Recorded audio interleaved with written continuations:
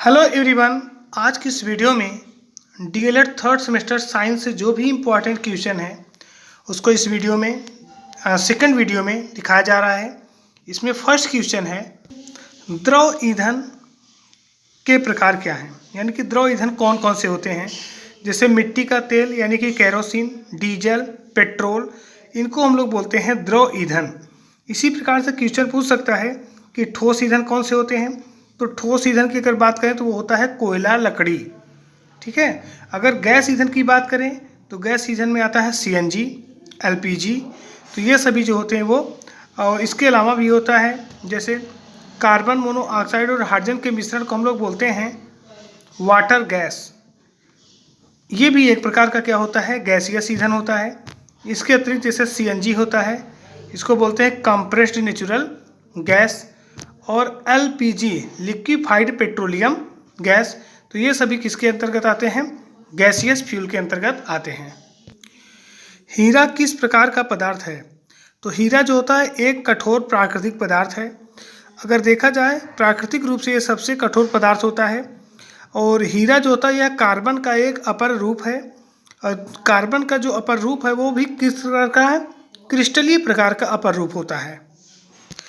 अगला question, diabetes या मधुमेह क्या है। तो जनरली बता सकते हैं जब किसी व्यक्ति में इंसुलिन हार्मोन्स की कमी हो जाती है तो ब्लड में ग्लूकोज का स्तर सामान्य से अधिक हो जाता है। तो ऐसे व्यक्तियों को हम लोग बोल सकते हैं कि वो मधुमेह से पीड़ित हैं या उन्हें डायबिटीज हुआ है। तो जिसको इस प्रकार से हम देख सकते हैं, जब किसी व्यक्ति के रक्त में ग्लूकोज की मात्रा सामान्य से अधिक हो जाती है तो ऐसे व्यक्तियों को मधुमेह से ग्रसित कहा जाता है। तो ब्लड में जो ग्लूकोज की मात्रा होती है वो जनरली होता है 80 से 100 मिलीग्राम पर 100 ml ब्लड। तो ये सामान्य मात्रा होती है। लेकिन जो व्यक्ति डायबिटीज या मधुमेह से ग्रसित होते हैं उसमें ग्लूकोज का लेवल होता है मोर देन 180 मिलीग्राम पर 100 ml ब्लड। यानी कि मधुमेह से ग्रसित व्यक्तियों के ब्लड में 100 ml ब्लड में ग्लूकोज की जो मात्रा होती है वो 180 मिलीग्राम से भी अधिक होती है। अब मधुमेह के पेशेंट को इसीलिए पर डे ह्यूमलिन या इंसुलिन का इंजेक्शन दिया जाता है ताकि ब्लड से ग्लूकोज का लेवल कम हो सके। नेक्स्ट क्वेश्चन देते हैं, संक्रामक रोग किसे कहते हैं। एक होता है संक्रामक और एक होता है असंक्रामक। तो संक्रामक रोग किसे कहते हैं, ऐसे रोग जो प्रत्यक्ष या अप्रत्यक्ष रूप से एक व्यक्ति से दूसरे व्यक्ति को संक्रमित कर सकते हैं।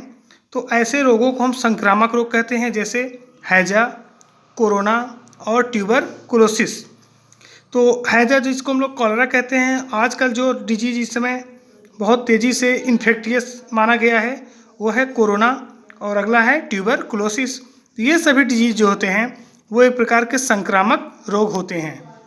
नेक्स्ट क्वेश्चन, हृदय की जांच किस यंत्र द्वारा की जाती है। तो हृदय में अनियमितताओं या उसमें किसी समस्या अगर है तो उसकी जांच हम किस यंत्र द्वारा करते हैं, उसका नाम है ईसीजी।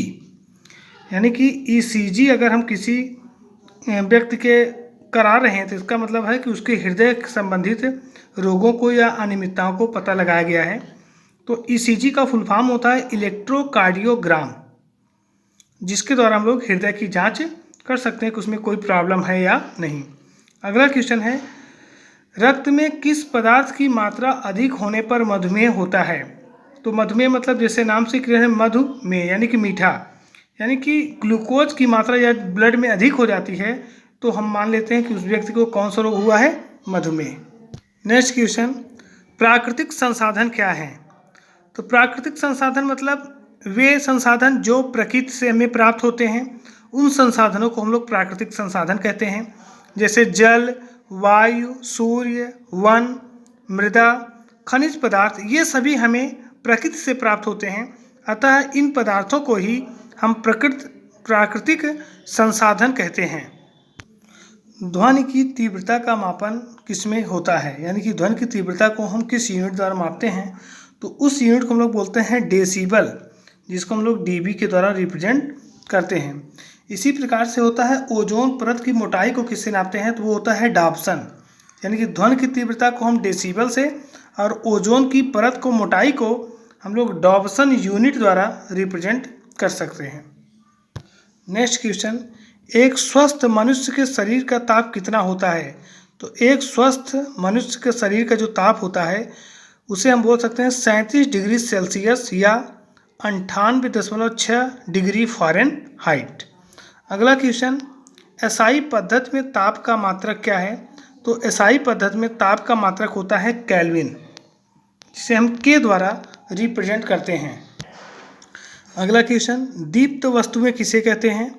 जो वस्तुएं प्रकाश या जो वस्तुएं स्वयं प्रकाश उत्पन्न करते हैं उन्हें दीप्त वस्तुएं कहते हैं। जैसे सूर्य, जलती हुई कैंडल, टार्च, ये सभी क्या होती हैं? दीप्त वस्तुएं कहलाती हैं।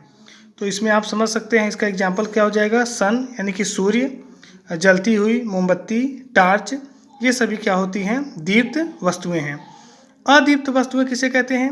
वे वस्तुएं जो दूसरों के प्रकाश से प्रकाशित होते हैं उन्हें हम लोग अदीप्त वस्तुएं कहते हैं। जैसे मेज, कुर्सी, चंद्रमा, ये सभी जो होते हैं ये अदीप्त वस्तुएं होती हैं।